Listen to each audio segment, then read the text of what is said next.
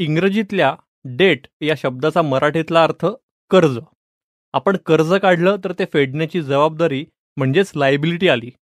पण तेच आपण कंपन्यांना किंवा अगदी सरकारलाही आपल्या सेव्हिंग्सचे पैसे वापरायला दिले तर मात्र डेट ही ॲसेट ठरू शकते. डेट ॲसेट क्लासमध्ये कोणकोणते गुंतवणूक पर्याय येतात, त्यावरचे रिटर्न्स किती असतात आणि नेमकी किती गुंतवणूक डेट ॲसेट्समध्ये असावी, जाणून घेऊया या एपिसोडमध्ये.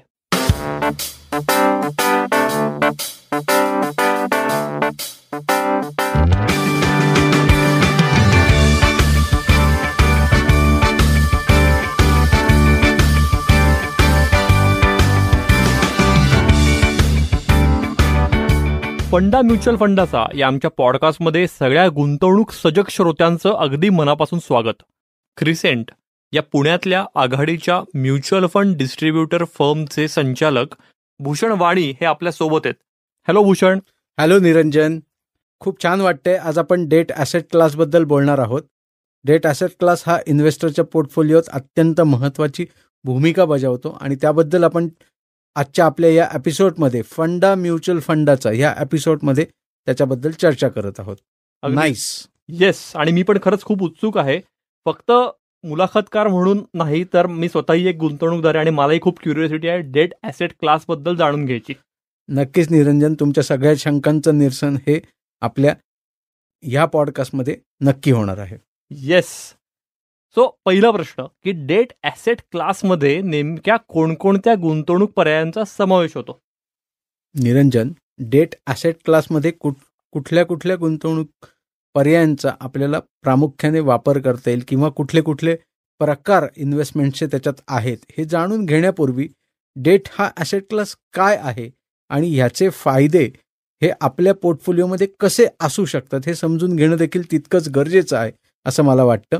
सो डेट हा ॲसेट क्लास हा पर्याय हा आपल्याला आपल्या जीवनात असणाऱ्या शॉर्ट टर्म गरजा, म्हणजे ज्या गरजा शॉर्ट टर्म गरजा याचा अर्थ की अशी कुठलीही माझी गरज, असा कुठलाही माझा फायनान्शियल गोल हा साधारण अगदी 6 महिन्यांपासून वर्षभरापासून ते पुढच्या 5 वर्षाच्या कालावधीत कधीही असणारी माझी फायनान्शियल गरज जी आहे त्याच्यासाठी मला डेट ॲसेट क्लास किंवा डेट म्युच्युअल फंड किंवा डेट प्रकारच्या गुंतवणुकीच्या प्रकारांमध्ये, डेट ॲसेट क्लासच्या प्रकारच्या गुंतवणुकीमध्ये विचार इन्व्हेस्टर म्हणून, गुंतवणूकदार म्हणून मी केला पाहिजे. 1. 2. मग जो प्रश्न तुम्ही विचारलाय की डेट ॲसेट क्लासमध्ये नेमका कोणत्या गुंतवणुकीचा समावेश होतो, तर डेट ॲसेट क्लासमध्ये bank FD, recurring deposit, monthly income scheme, KVP, MIS, PPF, EPF, company FD, corporate bond, infrastructure bond, government securities, परपेच्युअल bond issued by RBI, date mutual fund, fix maturity plan, so and so fourth, असे असंख्य 50 वेगवेगळे product ह्या asset क्लासच्या under येतात. Okay Bhushan, मागच्या एपिसोडमध्ये आपण liquid assets विषयी माहिती घेतली. सो लिक्विड ॲसेट्स आणि डेट ॲसेट्स यात काय नेमका फरक असतो? हा प्रश्न आपण विचारला हे खरंच बरं केलं, कारण आपण मागचा एपिसोड स्पेसिफिकली लिक्विड ॲसेट किंवा लिक्विड म्युच्युअल फंडमध्ये गुंतवणूक कशी करावी ह्याच्याबद्दल घेतलेला आहे.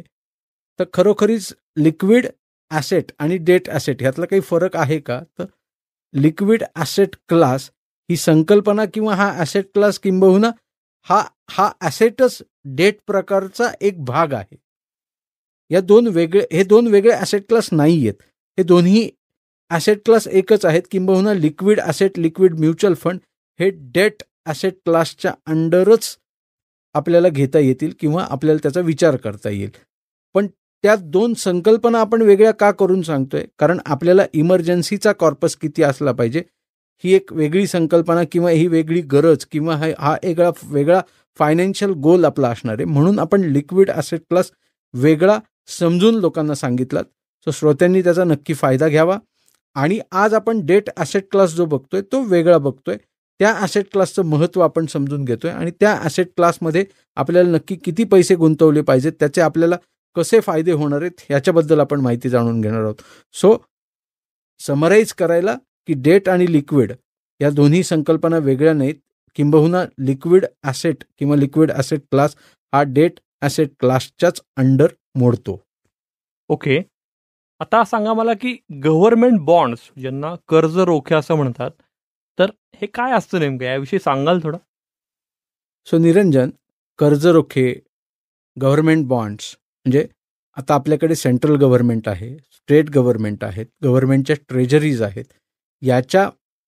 यांनी डिक्लेअर केलेल्या बॉन्ड्समध्ये किंवा यांनी बाजारात आणलेल्या बॉन्ड्समध्ये गुंतवणूकदाराला गुंतवणूक ही करता येते. आता कुठला बॉन्ड माझ्यासाठी चांगला असणार आहे, त्याचे नक्की मला फायदे कसे होणार आहेत, तो किती काळासाठी असणार आहे आणि व्याजाच्या दराचे म्हणजे RBI कडून जे व्याजदर डिक्लेअर केले जातात, ज्याला आपण repo rate, reverse repo rate असं म्हणतो, तर ह्याचा परिणाम या गव्हर्नमेंटच्या बॉन्डवर काही होणार आहे का, हे सामान्य गुंतवणूकदार म्हणून मला समजणं किंवा मला त्याच्याबद्दल माहिती असणं हे थोडंसं अवघड आहे. आणि म्हणूनच त्याला म्युच्युअल फंडचं माध्यम जोडलं गेलंय, ज्याला डेट म्युच्युअल फंड असे म्हणतात. अच्छा. आता पब्लिक प्रॉव्हिडंट फंड अर्थात PPF, सुकन्या समृद्धी, पोस्टाच्या वेगवेगळ्या स्कीम्स यांचाही समावेश तुम्ही म्हटला तसं डेट ॲसेटमध्ये होतो. पण मग यांचं नेमकं वर्किंग किंवा फंक्शनिंग कसं असतं? पब्लिक प्रॉव्हिडंट फंड ज्याला आपण PPF असे म्हणतो, सुकन्या समृद्धी, जी मुलींसाठीची योजना सेंट्रल गव्हर्नमेंटने आणली आहे, किंवा पोस्टाच्या वेगवेगळ्या स्कीम ज्याला MIS, KVP वगैरे वगैरे भरपूर प्रकारच्या योजना पोस्टाच्या देखील आहेत. आता हे सगळ्या ॲसेट किंवा हे सगळे प्रकार हे डेट ॲसेट क्लासच्या अंडरच मोडतात, जे आपण मगाच्या प्रश्नामध्ये बघितलं. पण हे जरी त्या प्रकारांमध्ये मोडत असले किंवा डेट ॲसेट क्लासमध्ये मोडत असले, तरी याचा वापर मला कसा करायचा आहे किंवा हे माझ्या पोर्टफोलिओमध्ये खरंच गरजेचं आहे का, हे मी कसं ठरवणार आहे. तर जरी हे फिक्स्ड रिटर्न देणारे प्रॉडक्ट असले आणि ह्याचा सगळा कंट्रोल हा सेंट्रल गव्हर्नमेंट किंवा स्टेट गव्हर्नमेंटकडे असेल, तरीही मला माझी गरज काय आहे, म्हणजे मला जर पैसे हे 10 वर्षानंतर, 15 वर्षानंतर, 20 वर्षानंतर लागणार आहेत, तर असा कुठला ॲसेट क्लास आहे की ज्याच्यात मी गुंतवणूक केली तर मला चांगला परतावा मिळू शकेल, हे समजून घेणं आधी गरजेचं आहे. आणि जर माझी गरज पुढची 2 वर्ष, 3 वर्ष, 5 वर्ष आहे, तर कुठला ॲसेट क्लास आहे ज्याच्यात मी गुंतवणूक केली पाहिजे. तर जसं आपण पहिल्या प्रश्नात बघितलं, तर जर माझी शॉर्ट टर्म गरज आहे, तर त्याची जोड मी डेट ह्या ॲसेट क्लासची केली पाहिजे. जर माझी गरज लॉंगर ड्युरेशनची आहे, म्हणजे माझ्या इन्व्हेस्टमेंट केलेल्या पैशांना मला ते पैसे 10 वर्ष, 15 वर्ष, 20 वर्षानंतर लागणार आहेत, तर त्याच्यासाठी मी डेट ॲसेट क्लासचा वापर नाही केला पाहिजेत. कारण ह्याच्यात मला इन्फ्लेशनला बीट करणारे रिटर्न आला पाहिजेत, ह्याच्यात माझे गोल अचीव झाले पाहिजेत. असं जर असेल आणि मी लाँग टर्म इन्व्हेस्टमेंट करत असेल, तर डेट हा ॲसेट क्लास त्या कारणासाठी मला त्याचा वापर नाही करायचा आहे. आणि जर मला माझे गोल शॉर्ट टर्म आहेत, पुढच्या 2 वर्षात, 3 वर्षात, 5 वर्षात जर मला माझ्या काही फायनान्शियल गोल्स करता, गरजांकरता मला पैसे लागणार आहेत, तर डेट हा ॲसेट क्लास मला वापरता येणं शक्य आहे. आणि तो मला त्याच टाईम फ्रेमसाठी, त्या ड्युरेशनसाठी, त्या कालावधीसाठी मी तो वापरला पाहिजे. आता हे व्यक्ती परत्वे किंवा इन्व्हेस्टर परत्वे बदलते. म्हणजे कसे की बाबा एखादा इन्व्हेस्टर आहे की ज्याचा माइंडसेट, ज्याचं बिहेवियर किंवा ज्याचं रिस्क घेण्याची अजिबात मानसिकता नाही, ओके, मग त्या व्यक्तीने अननेसेसरी रिस्की प्रकारच्या गुंतवणुकीकडे जाण्यास अर्थ नाही. कारण तो व्यक्ती कुठली गुंतवणूक थोडीशी जरी कमी झाली, त्याच्यात जर त्याला रिझल्ट निगेटिव्ह दिसला, तर ती व्यक्ती जर पॅनिक होणारी असेल, तर त्याने किंबहुना इक्विटी किंवा तत्सम प्रॉडक्टमध्ये जाण्याची गरज नाही. आणि त्याची मानसिकता अशी असेल की मला काहीही झालं तरी माझे पैसे कमी नाही झाले पाहिजेत, मग त्याने लॉंगर ड्युरेशन करताही डेट ॲसेट क्लास किंबहुना हे जे प्रकार आपण बघतोय की प्रॉव्हिडंट फंड, सुकन्या समृद्धी, याच्यात गुंतवणूक करायला हरकत नाही. खूप छान एक्सप्लेन केलं भूषण तुम्ही. मेन गुंतवणूकदाराची सायकी, त्याची मानसिकता ही खूप महत्त्वाची ठरते. तुम्ही डेट ॲसेटमध्ये किती ॲलोकेट करणार आहात तुमचा पोर्टफोलिओ किंवा नाही. आणि अजून एक महत्त्वाचा सांगितलं मुद्दा तुम्ही की लॉंग टर्म जर तुम्ही इन्व्हेस्टमेंटचा प्लॅन करत असाल, तर डेट इन्व्हेस्टमेंट्स फार न करता तुम्ही बाकी ऑप्शन्सचा, म्युच्युअल फंडचा हा विचार करू शकता. नक्कीच निरंजन, कारण जेव्हा मी 10 वर्ष, 15 वर्ष मुलांची उच्च शिक्षणं, माझं रिटायरमेंट प्लॅनिंग, आणखीन काही मला मुलाला व्यवसायाला पैसे द्यायचे आहेत, मला वर्ल्ड टूर करायची, हे जे माझे फायनान्शियल लॉंग टर्म गोल्स आहेत, याच्यासाठी गुंतवणूक करतोय, तर ह्याला मिळणारा परतावा जो आहे हा इन्फ्लेशन म्हणजे महागाईला बीट करणारा पाहिजे. महागाईपेक्षा जास्त परतावा मला त्याच्यात मिळाला पाहिजे. म्हणजेच काय की आज जर एखादी वस्तू मी 100 रुपयाला विकत घेत असेल आणि पुढच्या वर्षी ती 106 रुपयांना मला मिळणार आहे, तर मला कमीत कमी गुंतवलेल्या 100 रुपयांवर 107, 108 रुपये मिळणं अपेक्षित आहे. म्हणजे महागाईपेक्षा 1 ते 2% रिटर्न जास्त मिळणं अपेक्षित आहे. म्हणजेच मी पुढच्या वर्षी ती वस्तू 106 रुपयांना घेऊ शकेल. अगदीच. भूषण, थोडासा डेट म्युच्युअल फंडाविषयी सांगता? हे डेट ॲसेट्सचा विचार करता बाकी पर्यायांपेक्षा हे म्युच्युअल फंड सरस ठरतात? नक्कीच निरंजन, कारण मगाशी मी ज्या प्रश्नाचं उत्तर दिलं की डेट म्युच्युअल फंड याचं इन्व्हेस्टमेंटचा पॅटर्न जर लक्षात घेतला किंवा ह्यातली गुंतवणूक जर लक्षात घेतली, तर डेट म्युच्युअल फंड हे कुठल्याही एका कंपनीला किंवा एका डेट सेक्युरिटीला, एका कॉर्पोरेटला पैसे देत नाहीत. ते असंख्य वेगवेगळ्या कंपन्यांना पैसे देतात. 30, 40, 50 कंपन्यांना एक डेट म्युच्युअल फंड पैसे देतो. म्हणजे एक्झाम्पलचं जर घ्यायचं झाल्यास की बाबा एखादा लो ड्युरेशन फंड आहे, एखादा शॉर्ट टर्म फंड आहे किंवा एखादा प्युअर डेट फंड आहे, की तो काय करतोय, तर तो 30, 40, 50 वेगवेगळ्या डेट सेक्युरिटीजला, वेगवेगळ्या कर्जरोख्यांना पैसे देतोय आणि ज्याच्यातून मिळणारा परतावा हा इन्व्हेस्टरला रिटर्नच्या फॉर्ममध्ये परत करतोय. काही खर्च वजा जातात, त्याला एक्सपेन्स असं म्हणतात. आता याला आपण डायव्हर्सिफिकेशन असं देखील म्हणू शकतो. कारण मी जेव्हा FD करतोय, मी मगाशी सांगितलं की आपण एकाच बँकेत FD करतोय, पण अदरवाईज जर मी डेट म्युच्युअल फंडकडे पैसे लावतोय तर मी 30-40 वेगवेगळ्या कंपन्यांना पैसे देतोय. म्हणजेच माझं पैशाचं उत्तम डायव्हर्सिफिकेशन होतंय आणि माझी रिस्क ही कमी होतीये. म्हणजेच मला माझी रिस्क घेण्याची मानसिकता जी आहे ह्याच्यावर मी विजय मिळवतोय डायव्हर्सिफिकेशन च्या अंतर्गत. आणि मग मला परतावा वाढण्याची शक्यता देखील वाढते, कारण हे सगळे प्रॉडक्ट हे मार्केटशी लिंक, म्हणजे इक्विटी मार्केटशी नाही, तर बाजारात जे इंटरेस्ट रेटचे चढ उतार होतात, RBIने रेपो रेट जो डिक्लेअर होतो आणि त्याच्यामुळे जे व्याजाचे दर वर खाली होतात त्याचा परिणाम ह्याच्यावर होत असतो. आणि त्या परिणामांचा, त्या बदलांचा जर मला फायदा घ्यायचा असेल तर डेट हा म्युच्युअल फंड किंवा debt type of asset class मला नक्कीच माझ्या पोर्टफोलिओमध्ये महत्त्वाची भूमिका बजावू शकतो. ओके. सो मग एकूण पोर्टफोलिओचा विचार करता त्यातली नेमकी किती गुंतवणूक ही डेट ॲसेट्समध्ये असावी? आता एकूण पोर्टफोलिओचा विचार करता अगदी नॉर्मल एक्झाम्पल जर घ्यायचं झालं निरंजन, तर जनरल आम्ही असं सांगतो की 8 ते 10% रक्कम आपल्या 100 रुपयातली डेट ह्या ॲसेट क्लासमध्ये असली पाहिजे.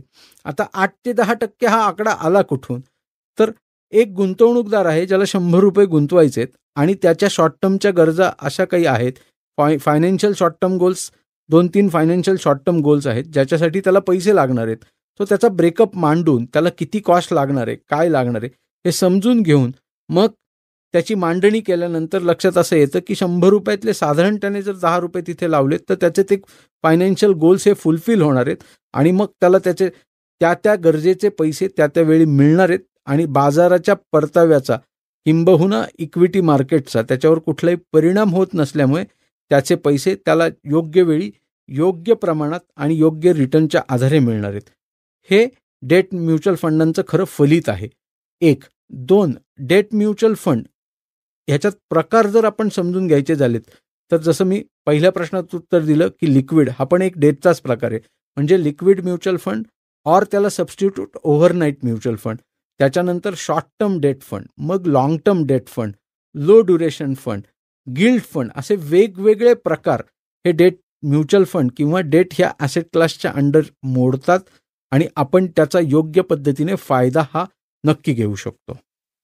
भूषण, पण एक आपल्या सगळ्या डिस्कशनमधून एक प्रश्न पडतोय की वाढत्या महागाईला म्हणजेच इन्फ्लेशनला टक्कर देण्यात डेट ॲसेट क्लास कमी पडतो का? म्हणजे मी ह्याचं उत्तर देताना मला हे सांगायला आवडेल की डेट म्युच्युअल फंड हे काही प्रमाणात इन्फ्लेशनला बीट करण्यात यशस्वी ठरलेत.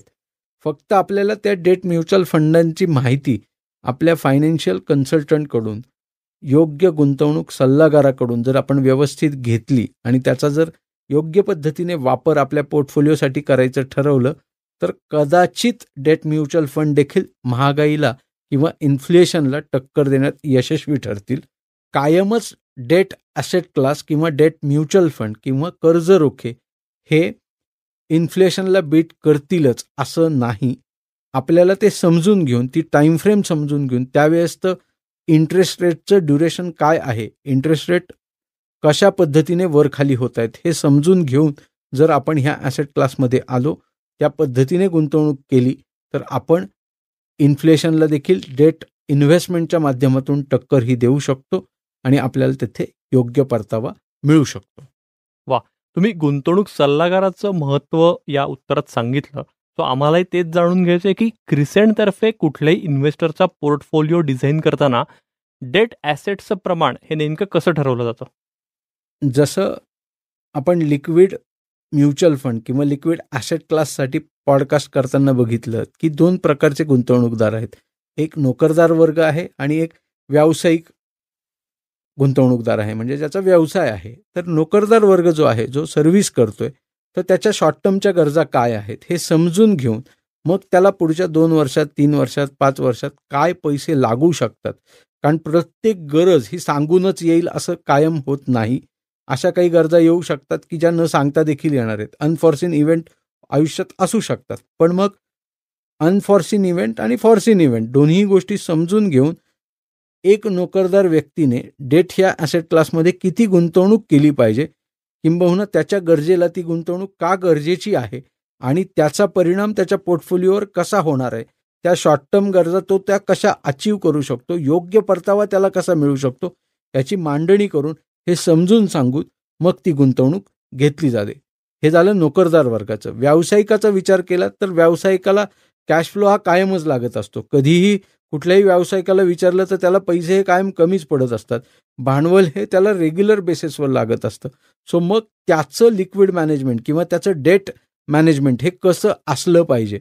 तर मी कायम बिझनेसमनला काय सल्ला देतोय की तुम्ही ₹100 भांडवल लावलंय, ₹50 त्याच्यावर प्रॉफिट केलाय, त्यातले 10% रक्कम तुम्ही उचलून अशा ॲसेट क्लासमध्ये लावा की जी बाजूला पडलेली असेल, आणि बाजूला पडली असेल म्हणजे ती तुमच्या व्यवसायातून ते कॅपिटल बाहेर पडलेलं असेल आणि त्याच्यावर मे बी तुम्हाला 6%, 5%, 7% हा वार्षिक रिटर्न मिळेल.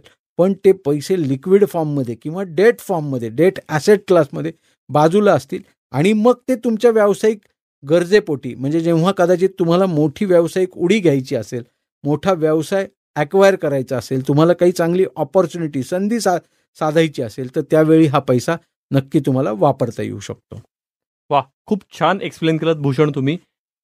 सुरुवातीला मी म्हणलेलो या एपिसोडवर असं मलाही खूप क्युरिओसिटी होते, खूप सारे प्रश्न होते, पण त्याचं अगदी तुम्ही साध्या सोप्या शब्दात निरसन केलं. श्रोते हो, गुंतवणुकीसंदर्भातल्या कुठल्याही सल्ल्यासाठी, मार्गदर्शनासाठी तुम्हीही क्रिसेंटला अगदी हक्कानं संपर्क साधू शकता. त्यांचा नंबर प्लीज नोट डाऊन करून घ्या. नंबर आहे 9764125533. मी नंबर परत एकदा रिपीट करतो, 9764125533. याशिवाय तुम्ही www.crescentmfd.com या त्यांच्या वेबसाईटलाही भेट देऊ शकता. हा एपिसोड आवडला असेल तर आमचा चॅनल नक्की लाईक करा, सबस्क्राईब करा आणि तुमच्या फ्रेंड सर्कलमध्ये किंवा रिलेटिव्समध्येही याची लिंक नक्की शेअर करा. बाकी हा पॉडकास्ट तुम्ही Spotify, Apple podcast, Jio Saavn, गाना, ॲमेझॉन म्युझिक, गुगल पॉडकास्ट यासह क्रिसेंटच्या यूट्यूब चॅनलवरही अगदी मोफत ऐकू शकता. आत्ता आपण ऐकलात भूषण वाणी आणि निरंजन मेढेकर यांच्या आवाजात फंडा म्युच्युअल फंडाचा हा पॉडकास्ट. ही क्रिसेंटची निर्मिती असून साऊंड्स ग्रेटची 2023ची प्रस्तुती आहे. डिस्क्लेमर: म्युच्युअल फंड गुंतवणूक ही बाजारातील जोखमीच्या अधीन आहे. गुंतवणूकदारांनी योजनेशी संबंधित सर्व कागदपत्रे काळजीपूर्वक वाचावीत. फंडा म्युच्युअल फंडाचा या पॉडकास्टचा उद्देश गुंतवणूकविषयक जनजागृती हा आहे. या पॉडकास्टच्या आधारे घेतलेल्या गुंतवणूक निर्णयांमुळे कुणा व्यक्तीचे अथवा संस्थेचे नुकसान झाल्यास Crescent mutual fund distributor private limited किंवा Sounds Great NM audio solutions LLP जबाबदार राहणार नाही, याची कृपया नोंद घ्यावी.